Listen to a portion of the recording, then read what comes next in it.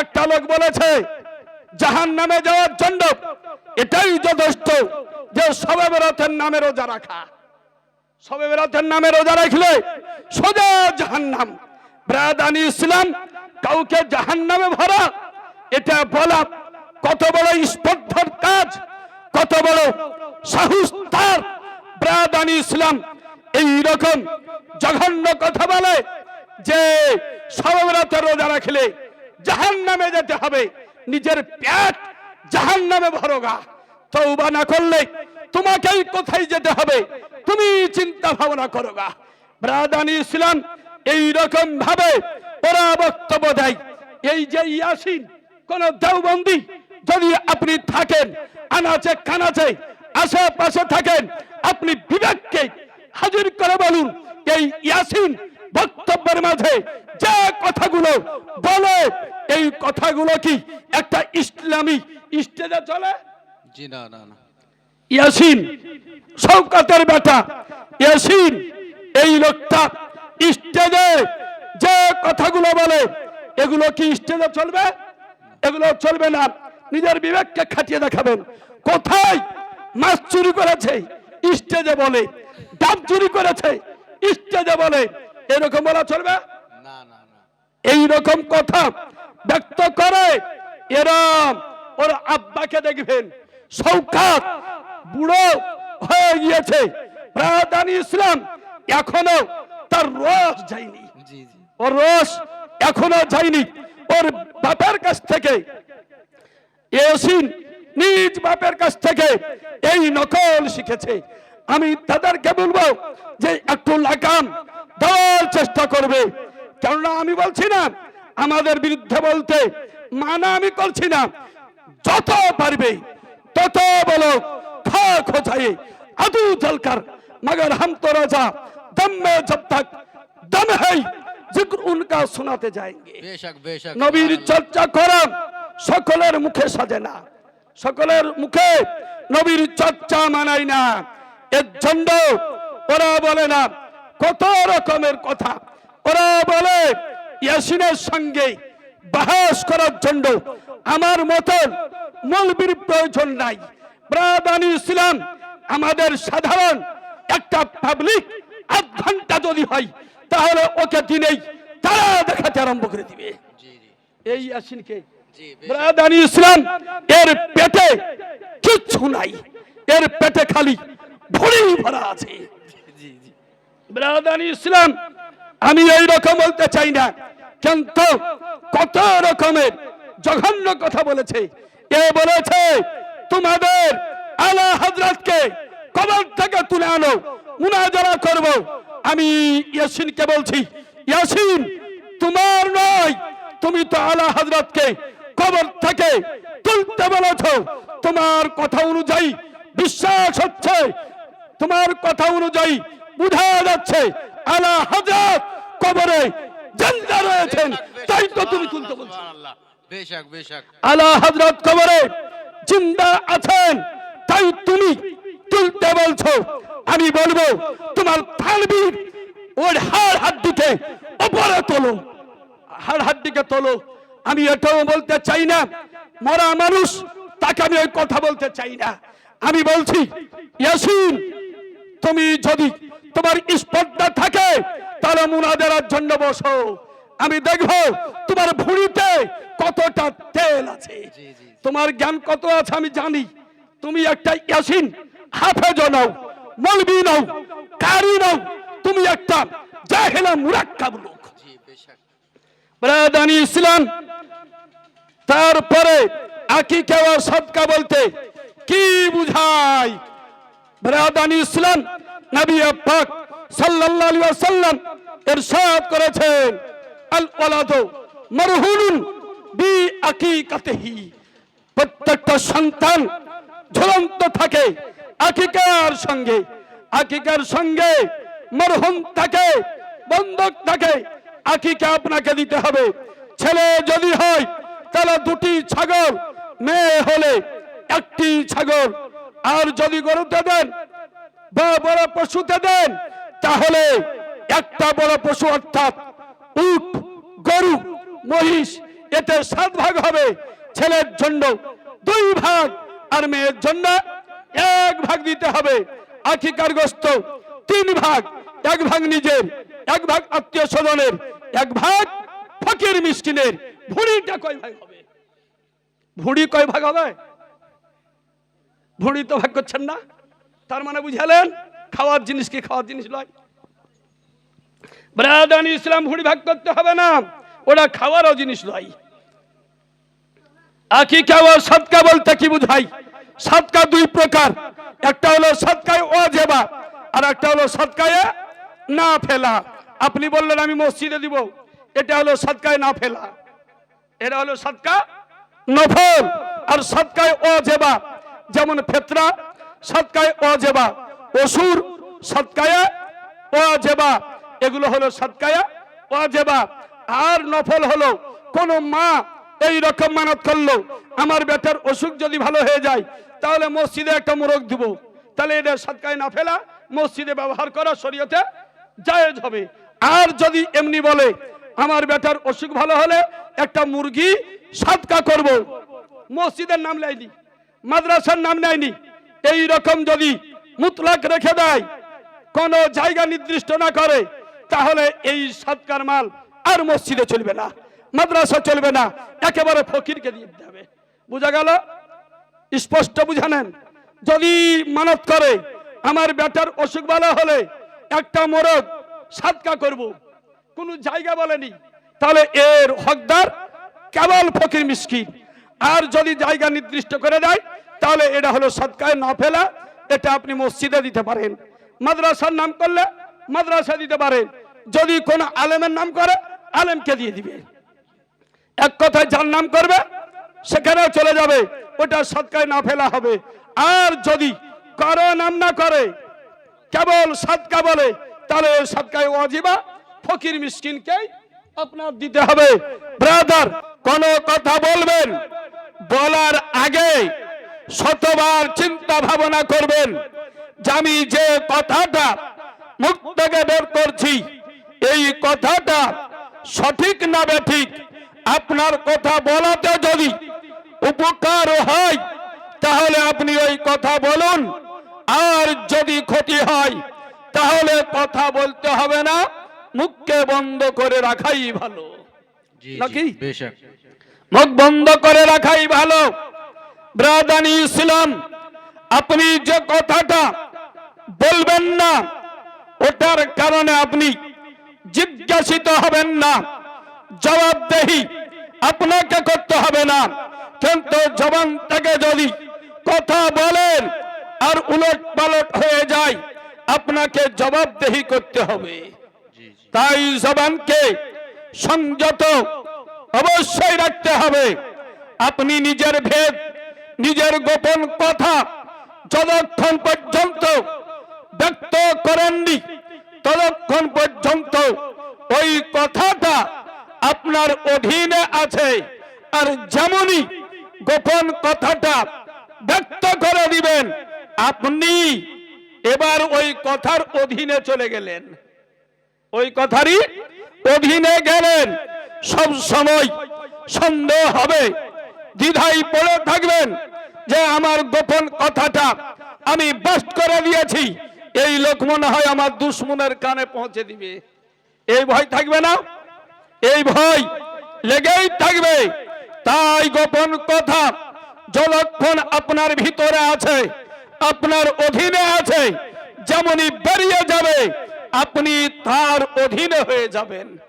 অতএব কাউকে কোনো কথা বলার আগে হাজারো বার চিন্তার প্রয়োজন পড়লে চিন্তা করবেন। আমি আপনাদের সামনে আল কোরআন থেকে আয়াত তেলাওয়াত করেছি মরণ সম্পর্কে, মওত সম্পর্কে আয়াত তেলাওয়াত করেছি। ব্রাদানি ইসলাম, আল কোরআন আল্লাহ রাব্বুল আলামিনের অমর বাণী, আল্লাহ রাব্বুল আলামিনের বাণী, সেটাই হলো আল কোরআন। আল্লাহ রাব্বুল আলামিন নবীদের মাধ্যমে আমাদেরকে যুগে যুগে এই মানুষের নিকটে আল্লাহ নিজের পয়গাম পৌঁছে দিয়েছেন, এগুলোকে বলা হয় আসমানি কিতাব। ওই আসমানি কিতাবের মাধ্যমে বিশ্ববাসীর নিকটে আল্লাহ নিজের বাণী পৌঁছেছেন। ব্রাদান ইসলাম, আমরা আল কোরআন, এটা হলো ইসলামের মূল গ্রন্থ, সাংবিধানিক কিতাব। আল কোরআন আসমানি কিতাবের সর্বশেষ কিতাব, জি জি বেশক সর্বশেষ কিতাব, আসমানি কিতাব। আমাদের নবী সর্বশেষ নবী, আর আল কোরআন সর্বশেষ আসমানি কিতাব। আল কোরআন আসমানি সর্বশেষ কিতাব।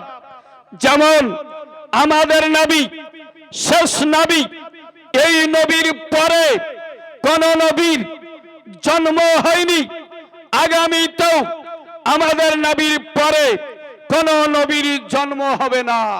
জি জি এই আকীদা লা ইলাহা ইল্লাল্লাহ মুহাম্মাদুর রাসূলুল্লাহ কালেমা তাইয়্যিবার উপরে যেমন বিশ্বাস রাখা ফরজ মুসলমান থাকার জন্য, ওই রকমই আমাদের নবী শেষ নবী, এর উপরে বিশ্বাস রাখা ফরজ রয়েছে। বেশক বেশক সুবহানাল্লাহ। কেউ যদি কালেমা পড়ে আর একবার লেপের ভিতরে ঢুকে গোপনে একবার বলে দেয় আমাদের নবী শেষ নবী নয়, ওর কালেমা পড়া বেকার, সে মুসলমান থেকে বাদ। জি জি কেননা আমাদের নবীকে শেষ নবী বিশ্বাস করা এটা ফরজে আইন মুসলমান থাকার জন্য। ব্রাদানি ইসলাম, ওই রূপী আসমানি কিতাবের মধ্যে সর্বশেষ কিতাব হলো আল কোরআন। আল কোরআন এর পরে আল্লাহর পক্ষ থেকে কোন আসমানি কিতাব নাজিল হয়নি, আগামীতেও কোন আসমানি কিতাব নাজিল হবে না। যেমন খাতামুন নবিয়্যিন, আমাদের নবী খাতামুল কুতুব আল কোরআন, আসমানি কিতাবের মধ্যে সর্বশেষ কিতাব আল কোরআন। ব্রাদানি ইসলাম, এই আল কোরআনের আগে আল্লাহ রাব্বুল আলামিন এক নয় দুই নয় 103 খানা কিতাব অবতীর্ণ করেছেন। আসমানি কিতাব টোটাল কত? আল কোরআনের আগে 103 খানা, তাহলে আল কোরআন সমেত কত খানা হলো? বুঝাইছিল না? আল কোরআনের আগে 103 খানা, আল কোরআনকে নিয়ে কখন 104 খানা কিতাব আসমানি কিতাব। এই 104 খানা কিতাবের মধ্যে বেশি মশহুর প্রসিদ্ধ কিতাব হলো 4 খানা, তাওরাত, জবুর, ইনজিল, আল কোরআন। এই 4 খানা হলো বিখ্যাত মশহুর প্রসিদ্ধ কিতাব। আরো 100 খানা, এগুলোকে বলা হয় সাহাইফ, সহিফা। ব্রাদানি ইসলাম, সব কিতাবকে আমরা বিশ্বাস করি, সব কিতাবকে আল্লাহর কালাম হক এটা বিশ্বাস করি। কেন? আমরা ইমানে মুফাসসালে বলেছি আমানতু বিল্লাহি ওয়া মালাইকাতিহি ওয়া কুতুবিহি ওয়া কিতাবিহি, নাই কি আছে? ওয়া কুতুবিহি।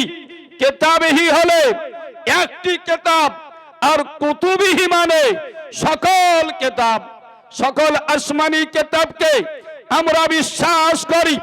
তাওরাতের উপরে ঈমান আছে, জবুরের উপরে ঈমান আছে, ইনজিলের উপরে ঈমান আছে, আরো 100 খানা সহিফার উপরে ঈমান আছে, আল কোরআনের উপরে ঈমান আছে। সব কিতাবগুলিকেই হক বলে বিশ্বাস করতে হবে। ব্রাদানি ইসলাম, আমি আল কোরআন থেকে আয়াত তেলাওয়াত করেছি মরণ সম্পর্কে, আল্লাহ রাব্বুল আলামিন বার্তা দিয়েছেন। আল্লাহ রাব্বুল আলামিন আমাদেরকে জানিয়ে দিয়েছেন আল কোরআনের মাধ্যমে। আল্লাহ পাক আল কোরআনে ইরশাদ করেন, আইনামা তাকুনু ইদরিকুমুল মাউত ওয়ালাউ কুনতুম ফি বুরুজিম মুশাইয়াদা। তোমরা যেখানেই অবস্থান করো না কেন, মরণ তোমাদেরকে পেয়ে যাবে, যদিও তোমরা সুরক্ষিত দুর্গে বসবাস করো। সুরক্ষিত দুর্গে যদি আমরা বসবাস করি, তবুও মরণ আমাদেরকে পেয়ে যাবে। তাহলে ব্রাদানি ইসলাম, এই আয়াত থেকে স্পষ্ট হয়ে গেল, আপনি যদি লোহার বদ্ধ ঘরে আবদ্ধ থাকেন, এই লোহাকে ভেদ করে মরণ আপনার কাছে পৌঁছে যাবে। সীসা গলানো প্রাচীরের মধ্যে যদি বসবাস করেন, এই মরণ আপনাকে পেয়ে যাবে। আপনি যদি পাতালে বসবাস করেন, মরণ আপনাকে পেয়ে যাবে। যদি আপনি জাহাজের মাধ্যমে উপরে উঠতে থাকেন, মরণ আপনাকে পেয়ে যাবে। ব্রাদানি ইসলাম, এক কথায় এ বিশ্বের যত রকমের মাধ্যম রয়েছে, সকল মাধ্যমকে যদি ব্যবহার করে মরণ থেকে রিহাই পাওয়ার চেষ্টা আপনি করেন বা আমি করি বা কোন বৈজ্ঞানিক করুক, যেই করুক না কেন, মরণ থেকে রিহাই কেউ পাবে না। মরণ তার কাছে নির্ধারিত সময়ে হাজির হয়ে যাবে। জি জি, বেশক বেশক। মরণ হাজির হয়ে যাবে। এবার আপনি বলেন, এই মরণের শক্তি বেশি না নবী মুস্তাফার শক্তি বেশি? নবী মুস্তাফার শক্তি বেশি। কার শক্তি বেশি? মরণ আপনার রুখতে পারলো না মরণকে, পাহাড় রুখতে পারলো না মরণকে, দুর্গ রুখতে পারলো না মরণকে, পানি রুখতে পারলো না, সৈন্য মরণকে রুখতে পারলো না। ব্রাদানি ইসলাম, বিশ্ব নবী মহানবী আকামাউলা নবী মুহাম্মদুর রাসূলুল্লাহ সাল্লাল্লাহু তাআলা আলাইহি ওয়াসাল্লাম, তিনি এবার কি বলছেন? বুখারী শরীফের হাদিস। ব্রাদানি ইসলাম, নবী পাক সাহেবুল আউলাদ সাল্লাল্লাহু তাআলা আলাইহি ওয়াসাল্লাম, তিনি মসজিদে নববীতে মেম্বারে দাঁড়িয়ে আছেন। মেম্বার বুঝেন?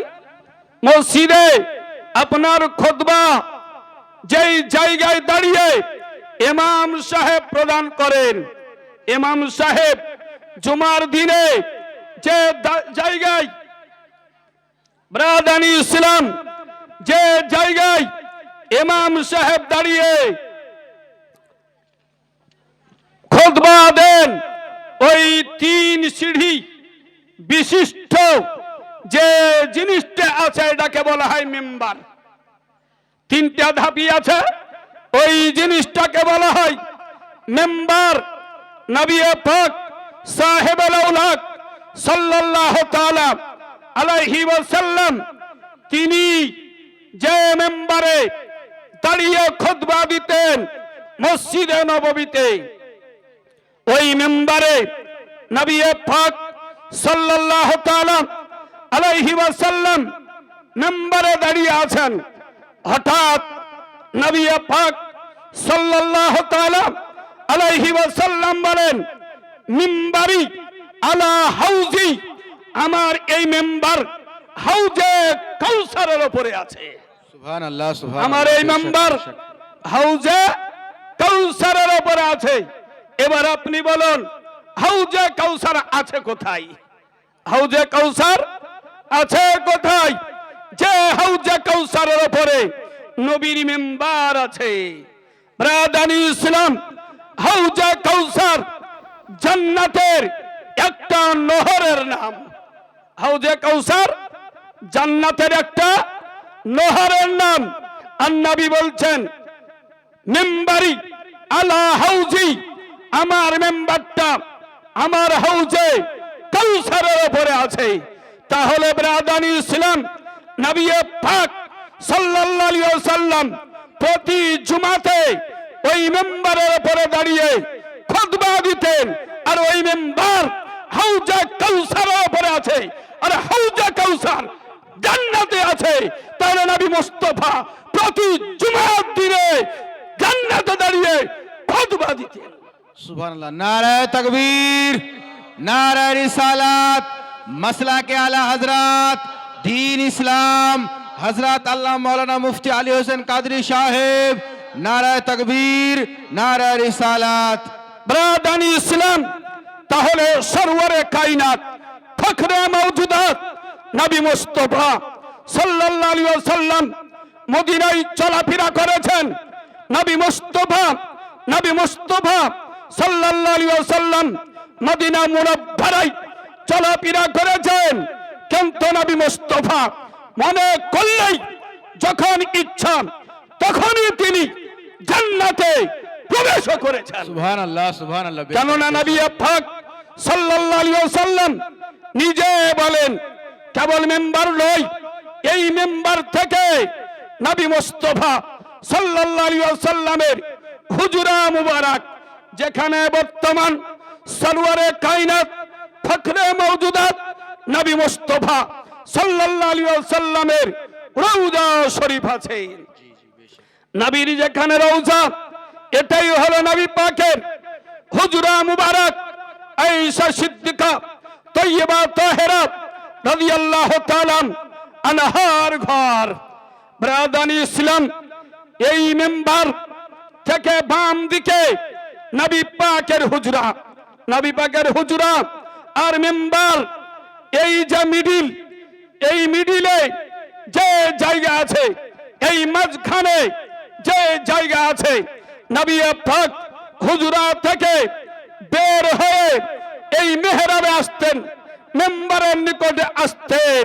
5 ওয়াক্ত নামাজেই নবী পাক হুজরা থেকে বেরিয়ে এই মেম্বারের নিকটে হাজির হতেন, নামাজ পড়ে আবার নিজ হুজরায় প্রবেশ করতেন। 5 ওয়াক্ত নামাজেই যে জায়গা দিয়ে নবী আমার যাতায়াত করতেন, এই জায়গা সম্পর্কে সরওয়ারে কায়নাত ফখরে মওজুদাত নবী মুস্তাফা সাল্লাল্লাহু তাআলা আলাইহি ওয়াসাল্লাম তিনি ইরশাদ করেন, মা বাইনা মিম্বারি ওয়া বাইতি রাউযাতুম মিন রিয়াজিল জান্নাহ। আমার মেম্বার আর আমার ঘর এর মিডিলে যে জায়গাটা আছে, এই জায়গাটা জান্নাতের বাগান সমূহের মধ্যে হতে একটা বাগান হলো এই জায়গাটা। সুবহানাল্লাহ, সুবহানাল্লাহ। বেশক। তাহলে নবী পাক বাড়ি থেকে বের হতেন, জান্নাতে প্রবেশ করতেন, আবার মেম্বারে আসতেন, পুরো জায়গাটাই হলো জান্নাতের বাগান। জি জি, বেশক। ব্রাদানি ইসলাম, আল্লামা ইবনে হাজার মক্কি, আল্লামা ইবনে হাজার আল আসকালানি রাহমাতুল্লাহ আলাই ফতহুল বারিতে এই হাদিসের ব্যাখ্যায় তিনি বলেন যে এই জায়গাটা কিয়ামতের দিন একেবারে উপর থেকে পাতাল পর্যন্ত, নবীর মেম্বার থেকে নবীর রওজা বর্তমান নবীর ঘর পর্যন্ত এই মিডিলের জায়গাটা কেটে একেবারে উপর থেকে নিচ পর্যন্ত পুরাটাকে তুলে জান্নাতে দেওয়া হবে। সুবহানাল্লাহ, সুবহানাল্লাহ। বেশক। এই জায়গার ফজিলত এত মহৎ, ব্রাদানি ইসলাম এত বড় এই জায়গার ফজিলত, এই কারণে অন্যান্য মসজিদ, আপনাদের শিয়ালমারের যে মসজিদ, অন্যান্য জায়গার যে মসজিদ, অন্যান্য মসজিদে ইমামের ডানে দাঁড়ালে বেশি নেকি হয়।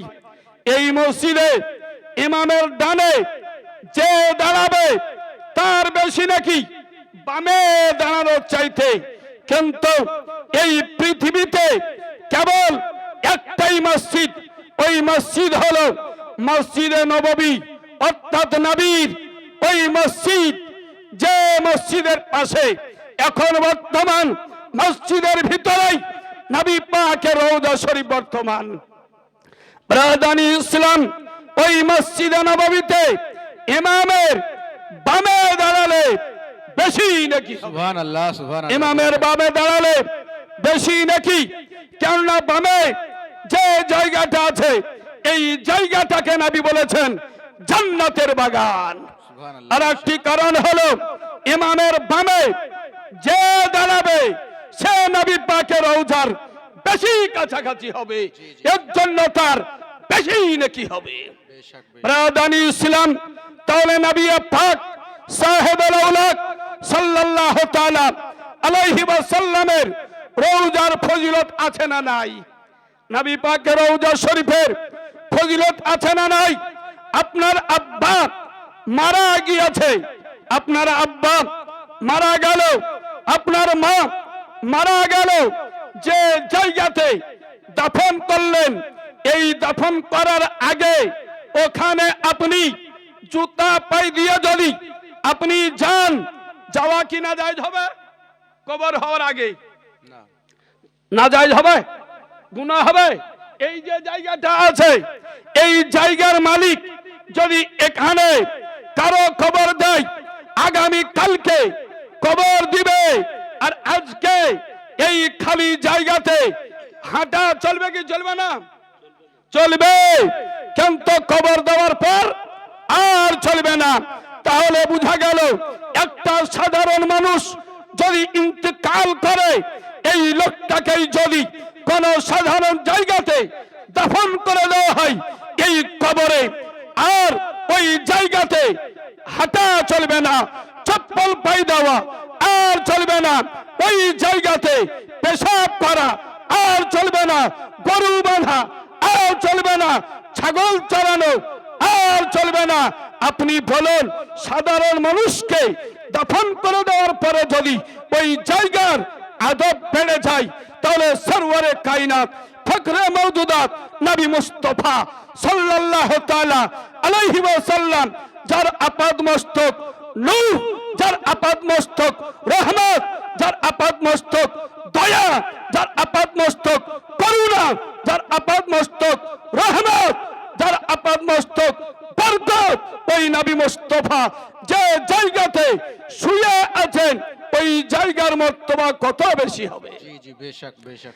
এই কারণে বলা হয়েছে নবী পাক সাল্লাল্লাহু তাআলা আলাইহি ওয়াসাল্লামের পবিত্র দেহ, ওই দেহ মুবারক মদিনা শরীফের যে জায়গার সঙ্গে স্পর্শ করে আছে, ওই জায়গাটা কাবা অপেক্ষা উত্তম রয়েছে। জি জি বেশক।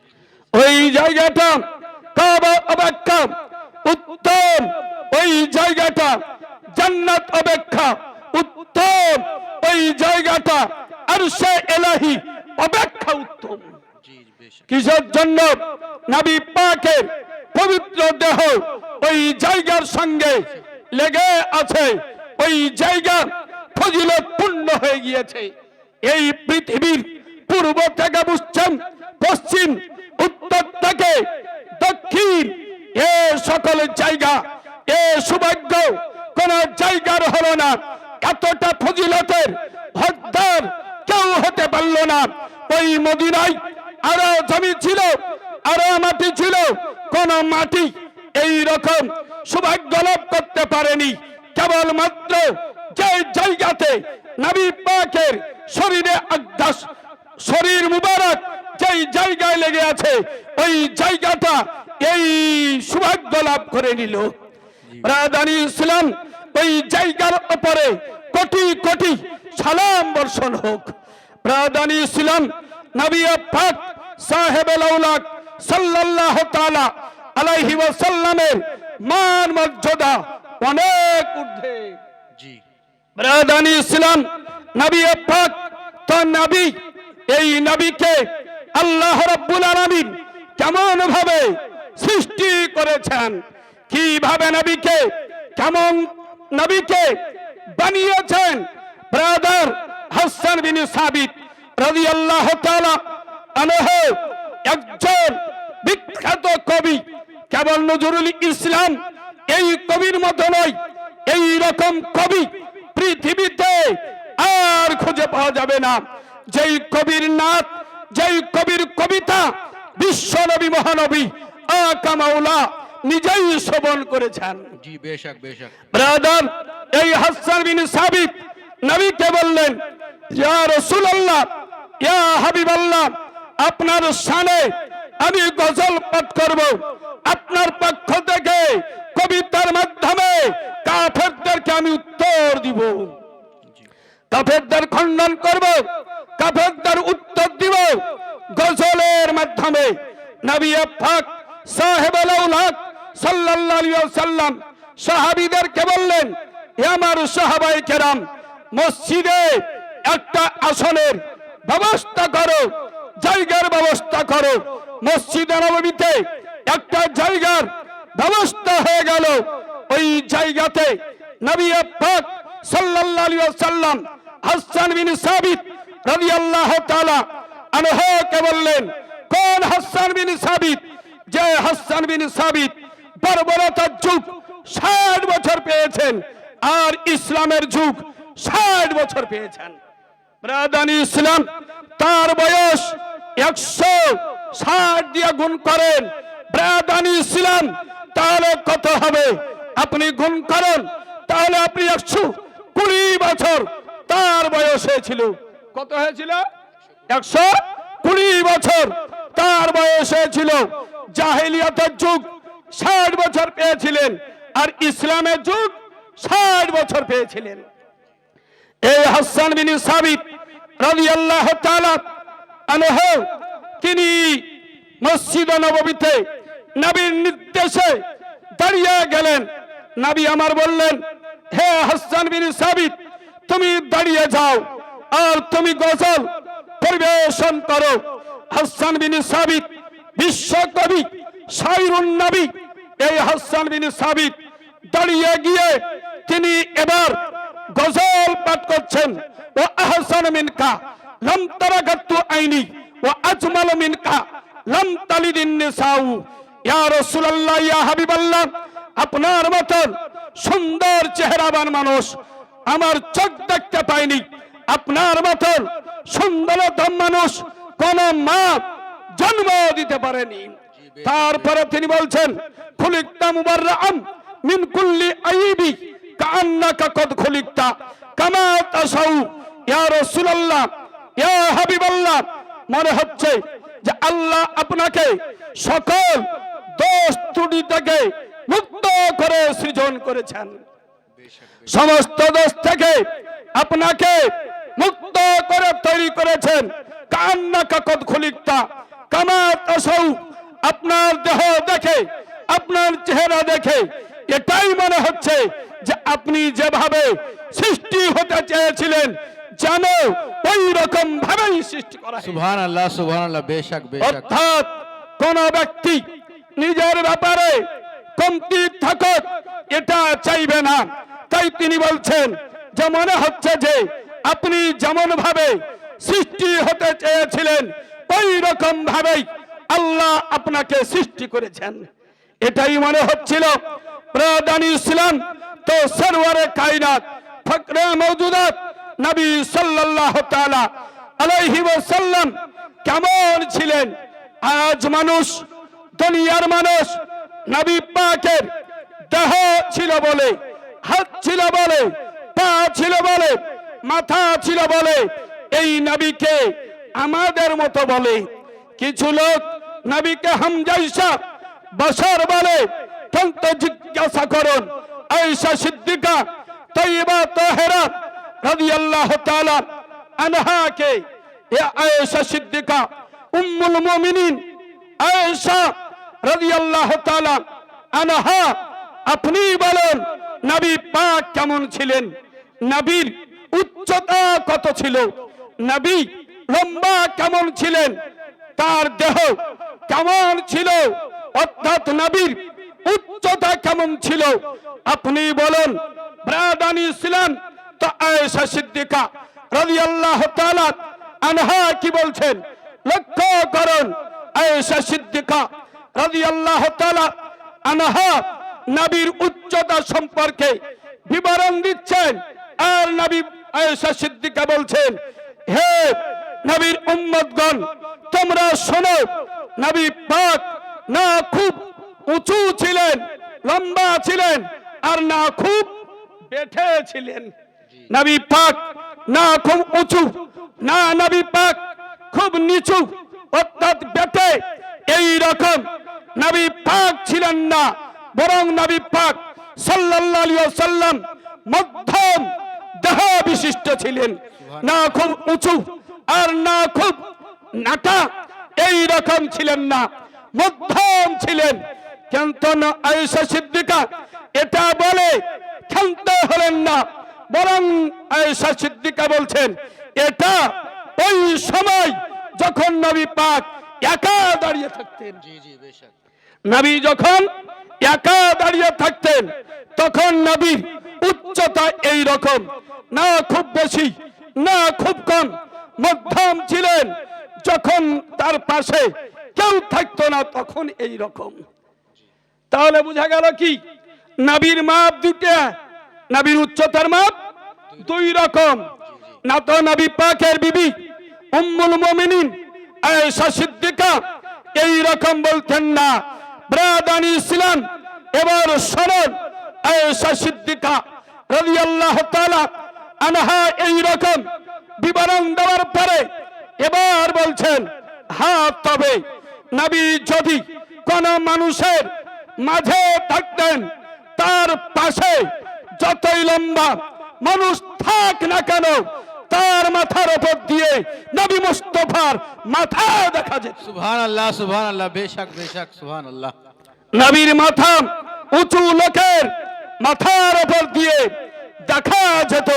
তাহলে ব্রাদানি ইসলাম কেন যে রাসূল পাকের মাথার উপরে কারো মাথা থাকবে এটা আল্লাহ বরদাস্ত করেননি। জি জি জি। আল্লাহ চাননি যে নবীর মাথার উপরে কারো মাথা থাকবে, নবীর চাইতে কেউ উঁচু হবে, এটা আল্লাহর মর্জি ছিল না। এর জন্য নবীর মুজিজা যতই লম্বা মানুষ হোক না কেন, ডানে লম্বা মানুষ বামে লম্বা মানুষ, এর মাঝে যদি নবী থেকেছেন লম্বার উপরে লম্বা, নবী মুস্তাফার মাথা উঁচু দেখা যেত। সুবহানাল্লাহ সুবহানাল্লাহ। ওই নবী পাক সাহেবুল আউলাদ সাল্লাল্লাহু তাআলা আলাইহি ওয়াসাল্লাম ব্রাদানি ইসলাম নবীর চাচা হযরত আব্বাস, নবীর চাচা হযরত আব্বাস রাদিয়াল্লাহু তাআলা আনহু নবীর চাইতে বয়সে বড়, নবীর চেয়ে বয়সে বড়। এই আব্বাস রাদিয়াল্লাহু তাআলা আনহুকে একজন ব্যক্তি জিজ্ঞাসা করে ফেললেন, হে আব্বাস রাদিয়াল্লাহু তাআলা আনহু, আপনি বলুন আপনি বড় না নবী বড়? আপনি বড় না নবী বড়? আপনি বলুন। হযরত আব্বাস রাদিয়াল্লাহু তাআলা আনহু আদব শিক্ষা দিচ্ছেন, শিষ্টাচার শিক্ষা দিচ্ছেন, তাজিমের শিক্ষা দিচ্ছেন, আদবের শিক্ষা দিচ্ছেন। তিনি বলছেন যে দুনিয়াতে আসার দিক দিয়ে আমি আগে এসেছি, কিন্তু বড় তো নবী মুস্তাফাই, সুবহানাল্লাহ। বড় তো নবী মুস্তাফাই, কিন্তু দুনিয়াতে আসার দিক দিয়ে আমি আগে এসেছি, বড় কিন্তু নবী মুস্তাফা। তাহলে ব্রাদার এখানে আব্বাস তিনি যদি বলে দিতেন আমি বড়, তাহলে কোনো গুনাহ হতো না, কারণ জন্মের দিক দিয়েই জিজ্ঞাসা করা হয়েছিল কার বয়স বেশি। কিন্তু আব্বাস রাদিয়াল্লাহু তাআলা আনহু জগৎবাসীকে শিক্ষা দিতে চেয়েছেন, শোনো শোনো, কোন দিক দিয়ে আমি নবী চাইতে বড় নিজেকে বলতে পারবো না, ওটা আদবের খেলাফ হয়ে যাবে। বেশক বেশক। তাই ব্রাদানি ইসলাম অনেক কথা আদবের খাতিরে মুখ থেকে বের করা চলে না, জি জি। অনেক কথা মুখ থেকে বের করা চলে না। ব্রাদানি ইসলাম আপনার শিক্ষক, আপনার শিক্ষক চাইতে আপনি বড় জ্ঞানী হতে পারেন, এটা জগৎ দেখতে পাচ্ছে। আপনার শিক্ষকের চাইতে আপনি বড় জ্ঞানী হয়ে গিয়েছেন, কিন্তু আপনার মধ্যে এই আদব থাকতে হবে, এই শিষ্টাচার থাকতে হবে, এই সম্মান থাকতে হবে যে আপনার ওস্তাদকে ছোট আপনি বলতে পাবেন না। না পাওয়া যাবে? না না। পাওয়া যাবে না। যেহেতু শিক্ষক যতই কম জানুক না কেন, শিক্ষক যেহেতু, সেহেতু আপনার চাইতে অনেক বড়, এই বিশ্বাস রাখতে হবে।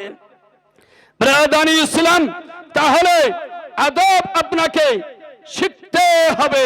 নবী পাকের উচ্চতা কেমন আপনি বুঝতে পারলেন। এবার সরওয়ারে কায়নাত ফকরে মওজুদাত সাল্লাল্লাহু তাআলা আলাইহি ওয়াসাল্লামের ওজন কেমন, নবী পাকের ওজন কতটা ছিল, এটা আপনাকে বলবো। তারপরে কয়েকটি প্রশ্ন এসেছে, এর উত্তরগুলো দিতে হবে। ব্রাদানি ইসলাম, নবী পাক এর ওজন কত ছিল? নবী পাক সাহেবুল আউলাদ সাল্লাল্লাহু তাআলা আলাইহি ওয়াসাল্লাম বলেন, আমি একদিন ঘুমিয়েছিলাম। নবীদের ঘুম আলাদা ঘুম, নবীর ঘুম হলো আলাদা, আপনাদের আমাদের ঘুম আলাদা। আমাদের ঘুমে ওযু নষ্ট হয়ে যায়, কিন্তু নবীদের ঘুমে ওযু ভাঙে না। নবীদের ঘুমে ওযু ভাঙবে না। আপনি শুয়ে যান, আপনার ঘুমানোতে ওযু নষ্ট হয়ে যাবে, কিন্তু নবীদের ঘুমে ওযু ভাঙে না। কারণ আপনি ঘুমের অবস্থায় হাত কোথায় কোথায় নিয়ে গিয়েছেন আপনি টের পাননি, কিন্তু বিশ্ব নবী এবং নবীগণ ঘুমের অবস্থাতেও তারা ওই রকমের দেখতে পান, যেমন জাগ্রত অবস্থায় দেখেন। সুবহানাল্লাহ, সুবহানাল্লাহ। জাগ্রত অবস্থায় যেমন দেখেন, ওই রকম ঘুমের অবস্থা তো দেখতে পান। অতএব নবীর ঘুম আর আপনার ঘুমকে এক জায়গায় গুম করলে হবে না, একই রকম মনে করলে হবে না। আকাশ ও জমিনের ব্যবধান রয়েছে। ব্রাদানি ইসলাম, তো নবী পাক সাল্লাল্লাহু আলাইহি ওয়াসাল্লাম বলছেন, আমি ঘুমিয়েছিলাম, এমন অবস্থায় দুইজন ফেরেশতা, দুইজন ব্যক্তি আসলেন। আসার পরে আমাকে জাগ্রত করলেন, আমাকে তুলে একটা খোলা মাঠে নিয়ে চলে গেলেন। যাওয়ার পর একজন নিচে থাকলেন আর একজন সামনে চলে গেলেন। দুইজন আসলেন, আমাকে তুলে নিয়ে গেলেন মাঠে। একজন জমিনে থেকে গেলেন আমার সামনেই, আরেকজন সামনে চলে গেলেন, ফাঁকায় চলে গেলেন। যাওয়ার পরে ওপরে যিনি আছেন তিনি বলছেন, হুয়া হুয়া, ইনি কি ওই ব্যক্তি যার আলোচনা আমরা পূর্বে করেছি? ইনি কি ওই ব্যক্তি যিনি যার আলোচনা পূর্বে করলাম? তখন নিচে যিনি বলছেন, নাম হুয়া হুয়া, হ্যাঁ এই ব্যক্তি ওই মহান ব্যক্তি যার আলোচনা আমরা পূর্বে করেছি। এবার উপরের ব্যক্তি তিনি বলছেন, জিনহু বেওয়াহিদিন, এই ব্যক্তিকে ওজন করো অন্য একজন ব্যক্তির সঙ্গে, এই ব্যক্তিকে ওজন করো আরেকজন ব্যক্তির সঙ্গে। এবার দাড়ি পাল্লা আপনার ঝুলতে লাগলো, দুটি পাল্লা নবীর সামনে চলে এলো। নবী বলেন, এক পাল্লাই আমাকে উঠানো হলো, আর এক পাল্লাই আমার এক উম্মতকে উঠানো হলো, আর একজন ব্যক্তিকে উঠানো হলো। এবার সলা ধরে চাড়া হলো, ওপরে তোলা হলো। এবার দেখা গেল আমার পাল্লা ভারী, আমার পাল্লাটা ভারী হয়ে গেল। এবার উপরে যিনি আছেন তিনি বললেন, জিনহু বি আশরিন, এই ব্যক্তিকে ওজন করো 10 জনের সঙ্গে। এবার নবী বলেন, আমাকে ওই পাল্লায় রাখা আছে, আর এক পাল্লায় 10 জন ব্যক্তিকে চড়ানো হলো। এই 10 জনের সঙ্গে আমাকে ওজন করা হলো, তখনও আমার পাল্লা ভারী হয়ে গেল। আবার উপরে যিনি আছেন তিনি বললেন, জিনহু বিমিয়াতিন, এই ব্যক্তিকে ওজন করো 100 জনের সঙ্গে, 100 ব্যক্তির সঙ্গে একে ওজন করো।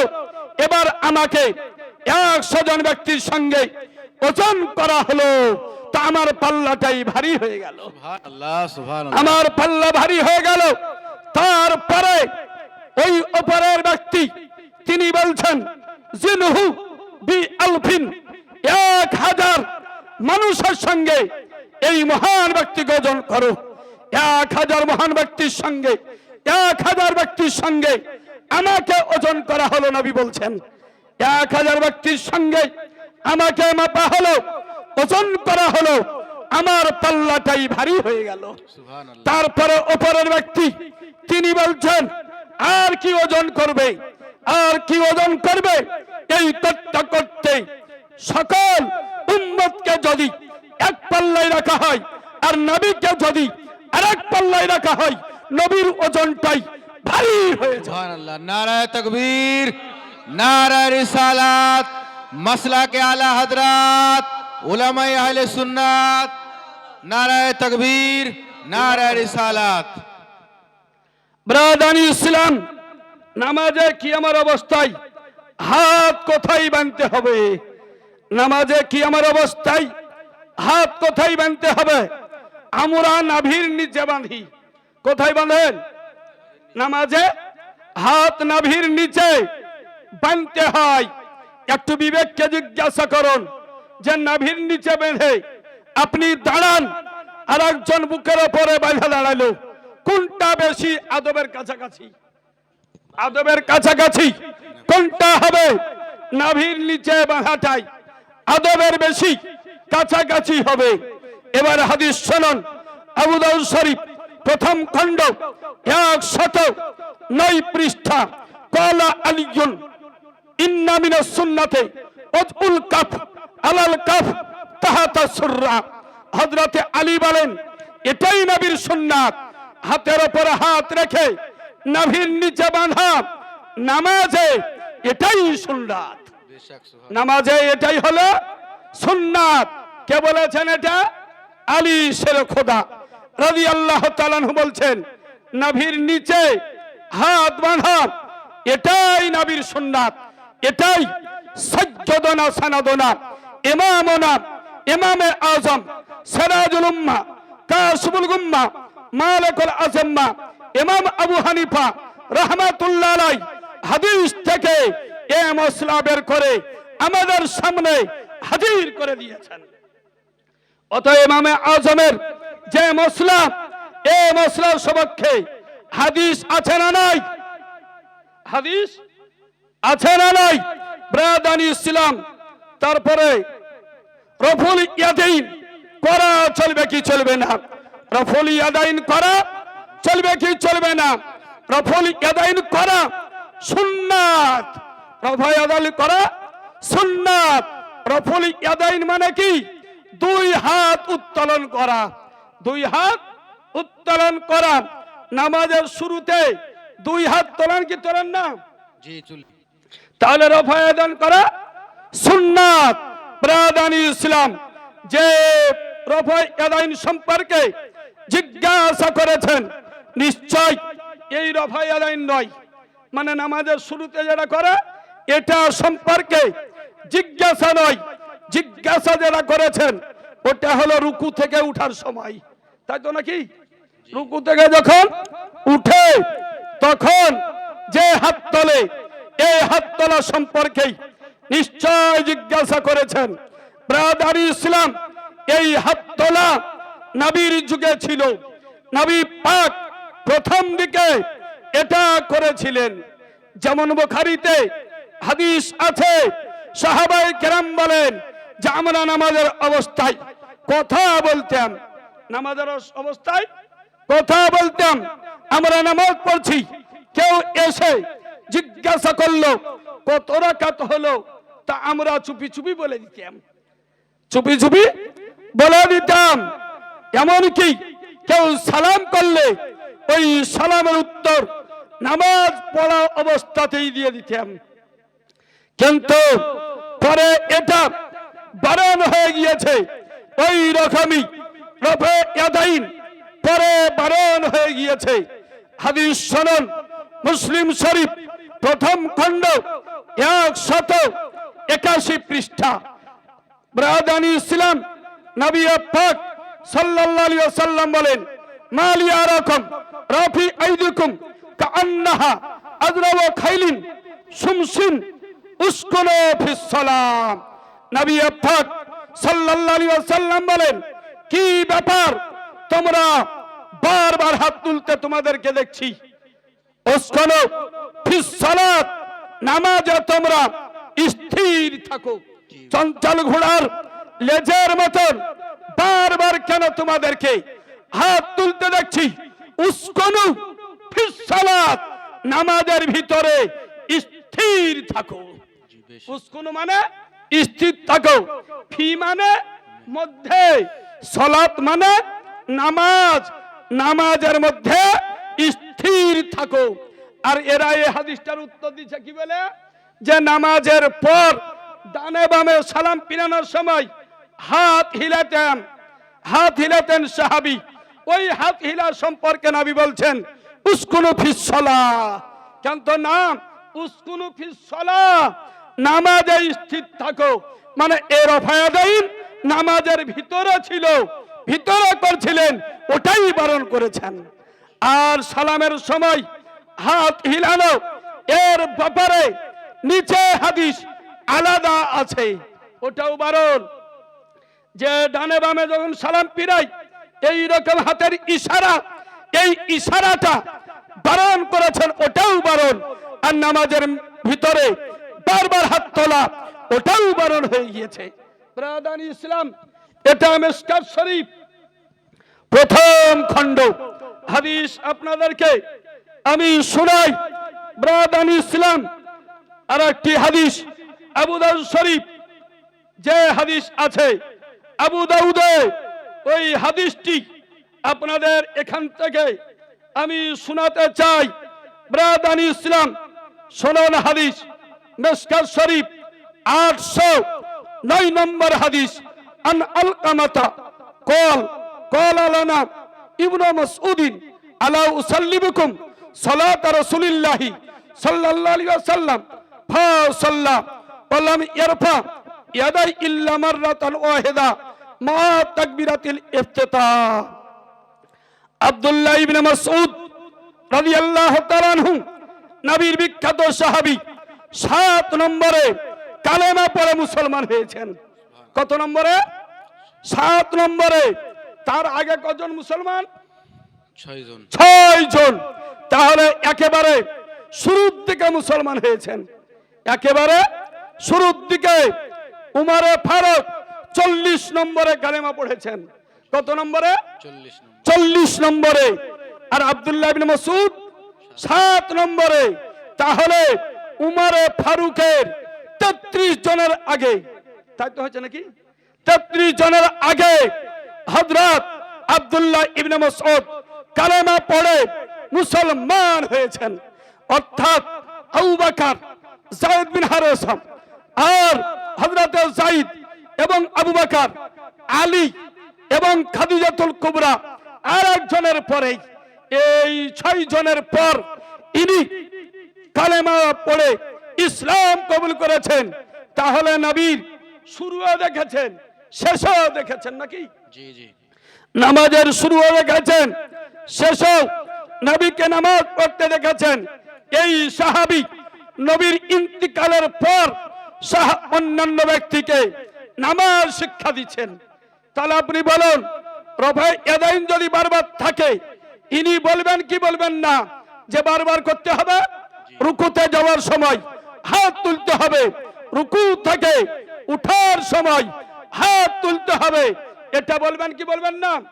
থাকলে ব্রাদান ইসলাম তিনি বলছেন যে আলা উসাল্লিবিকুম সালাত রাসূলুল্লাহ সাল্লাল্লাহু আলাইহি ওয়াসাল্লাম, আমি কি তোমাদেরকে নবীর নামাজ পড়ে দেখাবো না? অর্থাৎ নবীর পদ্ধতিতে নামাজ পড়ে কি তোমাদেরকে দেখাবো না?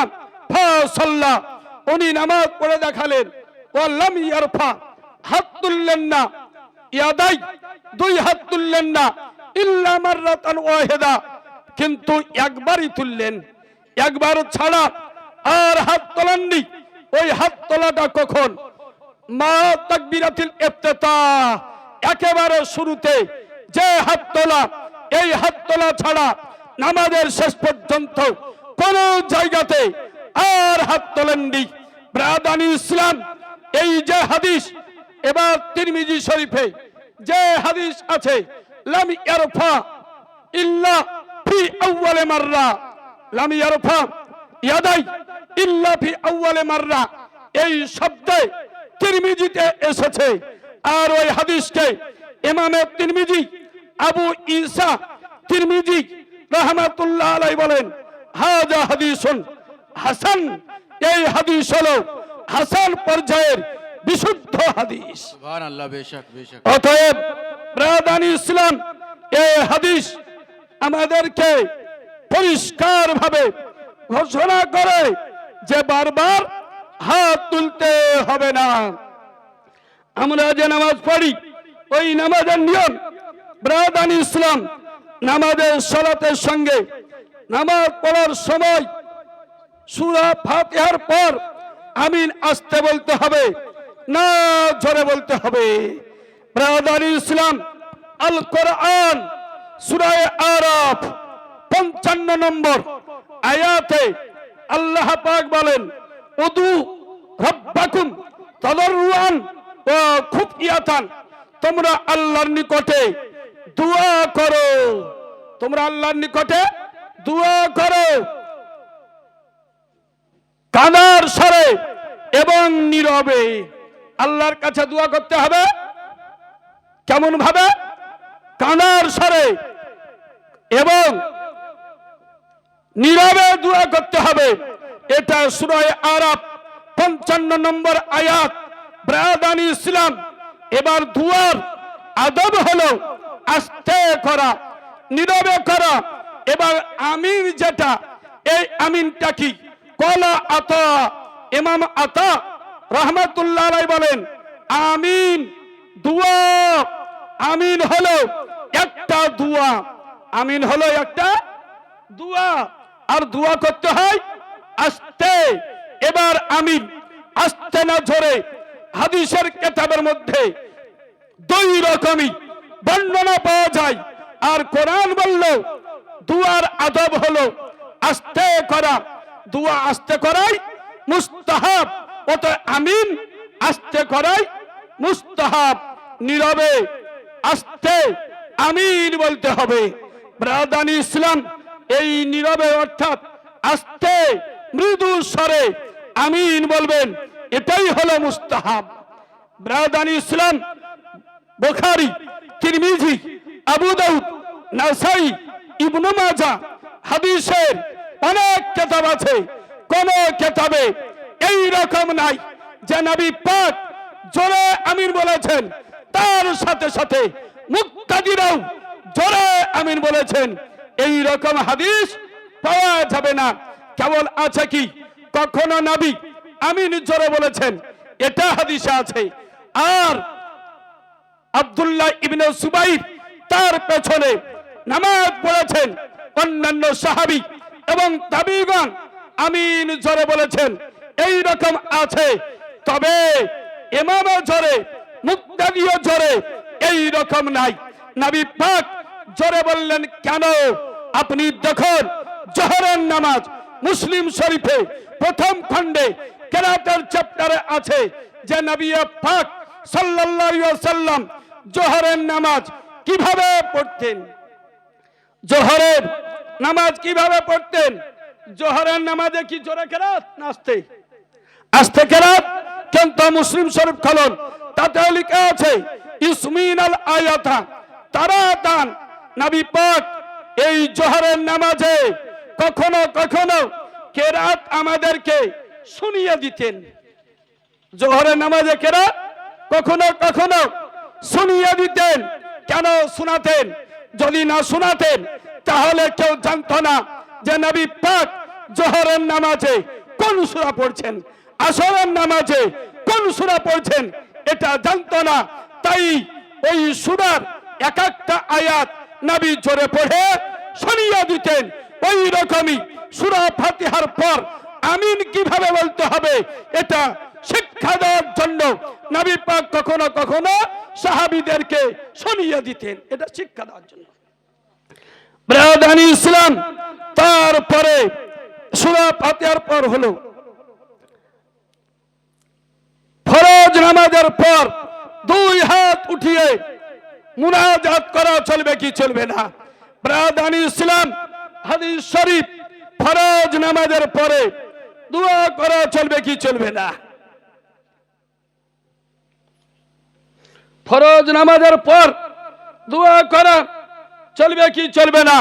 ব্রাদানি ইসলাম, একটা জিনিস হলো দোয়া, তারপরে হলো হাত তোলা, নাকি? একটা হলো দোয়া আর একটা হলো হাত উত্তোলন করা। ব্রাদার, আন আবি উমামাতা রাদিয়াল্লাহু তাআলা আনহু قال قيل يا رسول الله اي الدعاء اسمع, কোন দোয়া তাড়াতাড়ি কবুল হয়? নবীকে জিজ্ঞাসা করা হলো কোন দোয়া তাড়াতাড়ি কবুল হয়? কল রাসূল পাক ইরশাদ করলেন, জাওফাল লাইলিল আখির, মধ্যবর্তী রাতে, রাত্রির গভীর রাত্রিতে দোয়া করলে ওই দোয়া বেশি কবুল হয়।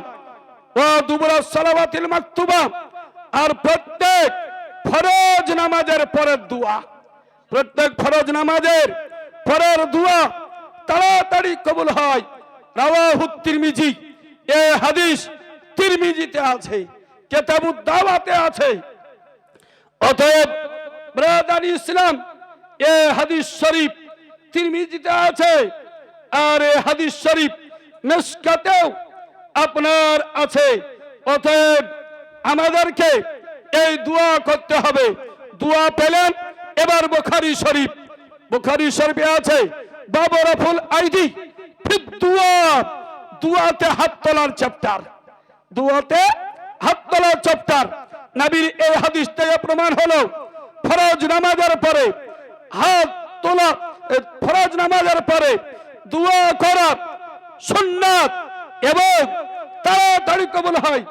আর বুখারী থেকে বাবু রাফিল আইদি, দুআতে হাত তোলার চ্যাপ্টার, ওই হাদিস থেকে প্রমাণ হয় যে দোয়াতে হাত উত্তোলন করতে হবে।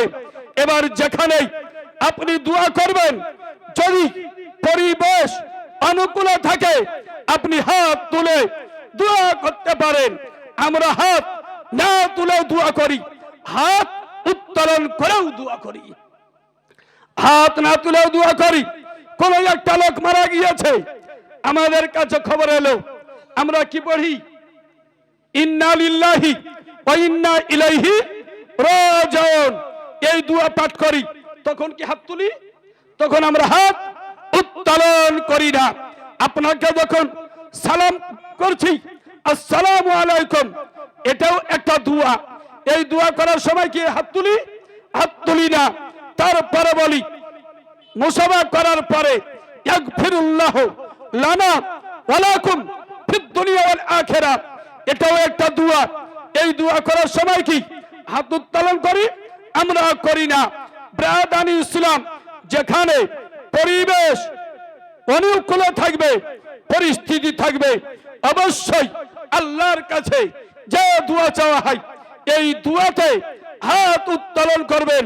এটা হাত উত্তোলন করা শরীয়তে জায়েজ রয়েছে।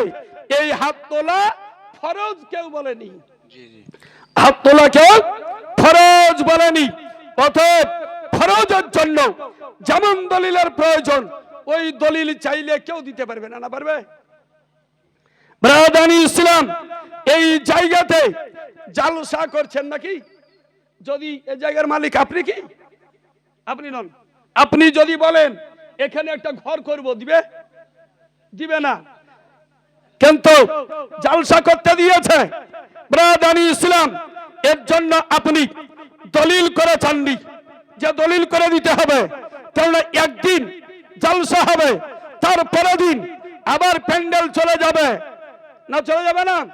এর জন্য আপনিও দলিল করে চাইলেন না, আর সেও আপনাকে দলিল করে দিল না। কেননা এটা একদিনের ব্যাপার, কেবল মুখে অনুমতি দিল, ওটাই যথেষ্ট। ওই রকমই শরীয়তের যে ধারা আছে, এই ধারাগুলি এক প্রকার নয়। কিছু আছে ফরজ, কিছু আছে ওয়াজিব, কিছু আছে সুন্নাত, কিছু আছে নফল, কিছু আছে মুস্তাহাব, কিছু আছে মানদুব। ওই রকমই উল্টো দিকে যেগুলো করা চলবে না, কিছু আছে হারাম, কিছু আছে মাকরু তাহরিমি, কিছু আছে মাকরু তানজিহি, কিছু আছে খেলাফে আউলা।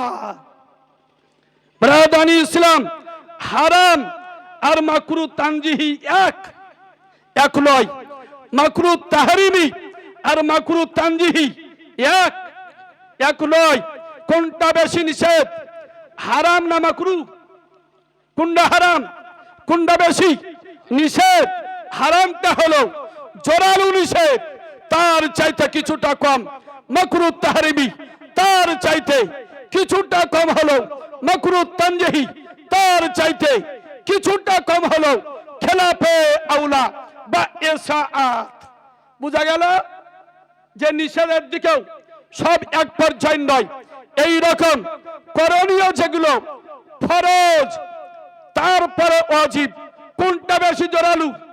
ফরজ, তারপরে ওয়াজিব, তারপরে সুন্নাতে মুআক্কাদা, তারপরে সুন্নাতে গায়র মুআক্কাদা, তারপরে নফল, তারপরে মুস্তাহাব। এবার আপনি বলুন, ফরজ থেকে এই মুস্তাহাব পর্যন্ত সব ধারার জন্য কি একই ধরনের দলিল লাগবে? এক ধরনের দলিল লাগবে না। ব্রাদানি ইসলাম, ফরজ বলতে গেলে আল কোরআন থেকে দেখাতে হবে। ফরজ বললে আল কোরআন থেকে দেখাতে হবে। আল্লাহ বলেছেন আকিমুস সালাত, নামাজ কায়েম করো, ফরজ। ওয়াতুজ যাকাত, যাকাত দাও, ফরজ। বুঝা গেল যে কোরআন থেকে দেখাতে হলো আতিমুল হজ্জা, হজ পূর্ণ করো, অতএব ফরজ। হজের কথা আল কোরআনের অকাট্য দলিল আছে। নামাজের কথা আল কোরআনের অকাট্য ভাষ্য রয়েছে। রোজার কথা আল কোরআনের অকাট্য ভাষ্য রয়েছে। আল্লাহ বলেন ইয়া আইয়ুহাল্লাযিনা আমানু কুতিবা আলাইকুমুস সিয়াম কামা কুতিবা আলাল্লাযিনা মিন ক্বাবলিকুম লাআল্লাকুম তাত্তাকুন। হে ঈমানদারগণ, তোমাদের উপরে রোজাকে ফরজ করা হয়েছে। এই রকম আল কোরআন থেকে ফরজ প্রমাণিত হয়। অতএব সব বিষয়ের জন্য এক ধরনের দলিল চাওয়া এটা পাগলামি, এটা মূর্খামি। ব্রাদানি ইসলাম, এবার বেতরের নামাজ কয় রাকাত পড়তে হবে? বুখারী শরীফ প্রথম খণ্ড 154 পৃষ্ঠা। যেই হাদিসটাকে ওরা তারাবির নামে চালায়, যে হাদিসটিকে ওরা তারাবির নামে চালায়, ওই হাদিসের শেষটা পড়তে বলবেন, সেখানে আছে বেতরের নামাজ 3 রাকাত। ওই হাদিসই আছে বেতরের নামাজ 3 রাকাত। হাদিসের রাবি আবু সালামা রাদিয়াল্লাহু তাআলা আনহু, এই আবু সালামা বর্ণনা করেন যে আয়েশা সিদ্দিকাকে জিজ্ঞাসা করা হলো। আয়েশা সিদ্দিকাকে, নবীর বিবি, আমাদের মা উম্মুল মুমিনিন আয়েশা সিদ্দিকা রাদিয়াল্লাহু তাআলা আনহাকে জিজ্ঞাসা করা হলো, হে উম্মুল মুমিনিন, নবী পাকের রাতের নামাজ কেমন ছিল? কোন নামাজ? রাতের নামাজ কেমন ছিল আপনি বলুন। আয়েশা সিদ্দিকা রাদিয়াল্লাহু তাআলা আনহা তিনি বলেন, রাত্রিতে নবী পাক ঘুম থেকে উঠতেন, উঠার পরে 4 রাকাত নামাজ পড়তেন, 4 রাকাত নামাজ পড়তেন। এই নামাজের দীর্ঘ কতটা ছিল এ সম্পর্কে জিজ্ঞাসা করো না। কত দীর্ঘ ছিল জিজ্ঞাসা করিও না। কত সুন্দর ছিল এ জিজ্ঞাসা করিও না। অর্থাৎ খুবই লম্বা রাকাত ছিল, লম্বা কিয়াম ছিল, এবং খুবই সুন্দর ভাবে নবী নামাজ পড়েছেন। কত রাকাত? 4 রাকাত। নবী পাক 4 রাকাত পড়লেন, তারপরে আবার নবী 4 রাকাত পড়লেন। এই নামাজ কত লম্বা ছিল জিজ্ঞাসা করিও না, আর কত সুন্দর ছিল জিজ্ঞাসা করিও না। লা তাসআল আন হুসনিহিন্না ও তুলহিন্না, এই নামাজ কত সুন্দর ছিল, কত লম্বা ছিল, আমাকে জিজ্ঞাসা করিও না, মানে খুবই সুন্দর ছিল। এটাই বলার উদ্দেশ্য। কয় রাকাত পড়লেন? 4 রাকাত। আবার কয় রাকাত? 4 রাকাত। তারপরে নবী পাকের বিবি আয়েশা সিদ্দিকা বললেন যে নবী পাক 3 রাকাত বেতর পড়লেন। কয় রাকাত? 3 রাকাত বেতর পড়লেন। আয়েশা সিদ্দিকা বললেন, আমি নবীকে জিজ্ঞাসা করলাম, আতানামু কাবলা আনতু তেরা, হুজুর আপনি বেতর পড়ার আগেই ঘুমিয়ে যান? বেতরের নামাজের আগেই আপনি শুয়ে যান? তখন নবী পাক সাল্লাল্লাহু আলাইহি ওয়াসাল্লাম বলেন, তানামু আইনায়া ওয়ালা ইয়ানামু কলবি, আমার চোখ ঘুমায়, অন্তর ঘুমায় না। আমার চোখ ঘুমায়, অন্তর জাগ্রত থাকে।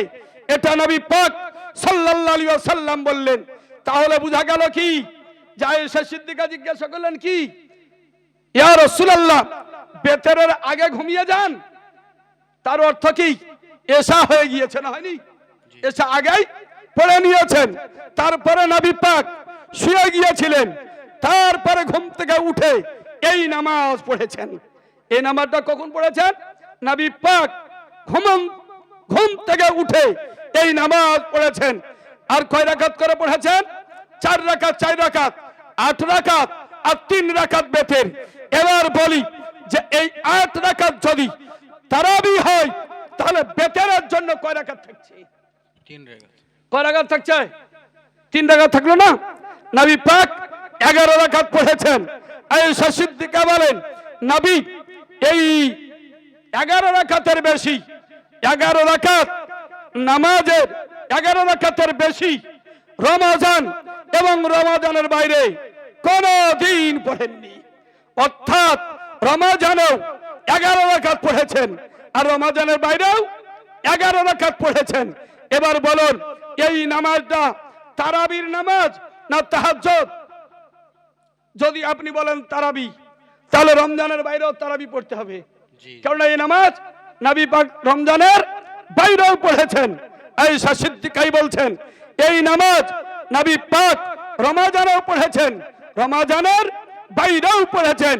যদি এই নামাজকে তারাবি বলতে হয় তাহলে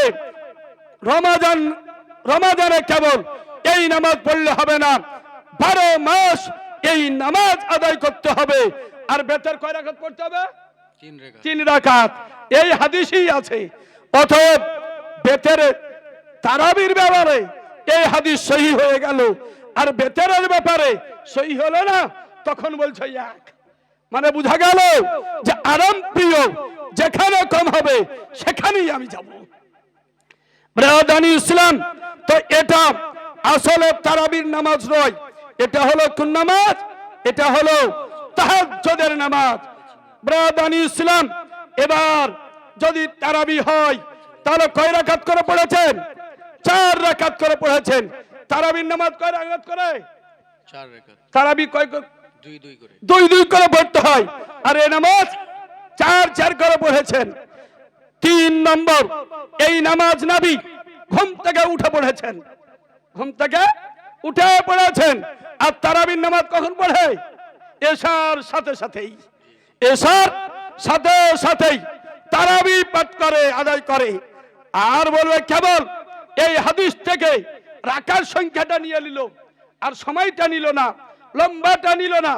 আর এক সালামে 4 পড়েছেন ওটাও নিল না। এই 2 রাকাত পর পরই সালাম ফিরাই। এরাও 2 রাকাত পর পর সালাম ফিরাই, 8 রাকাত পড়ে আর বাড়ি চলে আসে। ব্রাদার ইসলাম, তাহলে কি নিল? খালি সংখ্যাটা নিয়েছে, সময়টাও নেয়নি, আর বেতরেরটাও নিল না। আর সালাম নবী পাক 2 সালামে 8 পড়েছেন ওটাও নিল না, 4 সালাম করে দিল। ব্রাদার ইসলাম, খালি সংখ্যা নিলে হবে না, এই হাদিসের পরে আমল করলে পুরাটাই করতে হবে। আর বেতরে নামাজে 3 রাকাত পড়তে হবে, আর সময়টাও নিতে হবে। ঘুম থেকে উঠে তারাবির নামাজ পড়তে হবে। খালি আমাদেরকে বললে হবে না। আমরা 20 রাকাত তারাবি পড়ি। আপনি খোলেন তিরমিজি শরীফ, তাতে আছে ইমামে শাফি বলেন আমি মক্কার লোককে পেয়েছি তারা 20 রাকাত তারাবি পড়েছে। ইমামে শাফি মক্কার লোককে দেখেছেন কত রাকাত পড়তে? 20 রাকাত। ইমাম শাফির জন্ম হলো 150 হিজরিতে। 150-এ ইমামে শাফির জন্ম হয়েছে।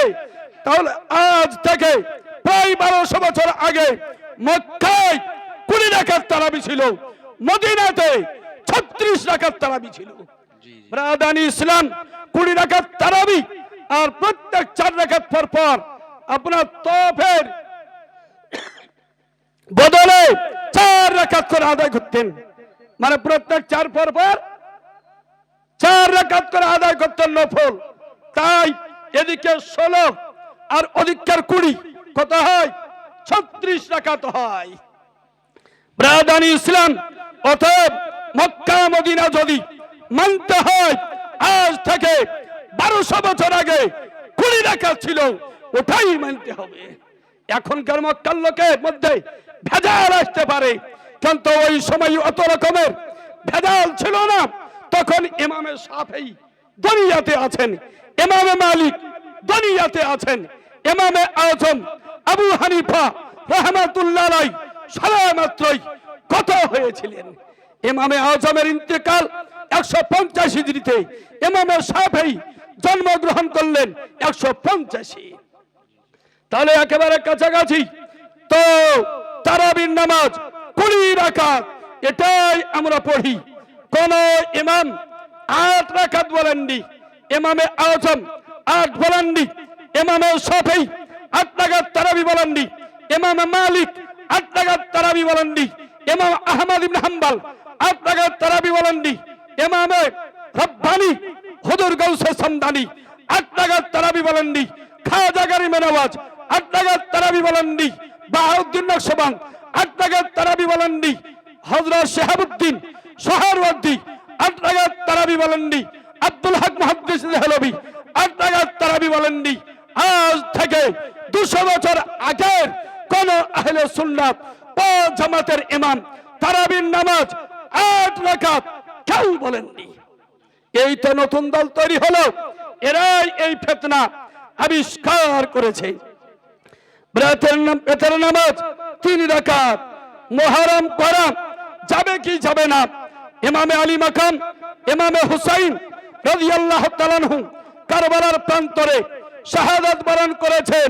ওই দিন পালন করা শরীয়তে জায়েজ। ওই দিনে রোজা রাখবেন, আর এই রোজা আগে থেকেই ছিল।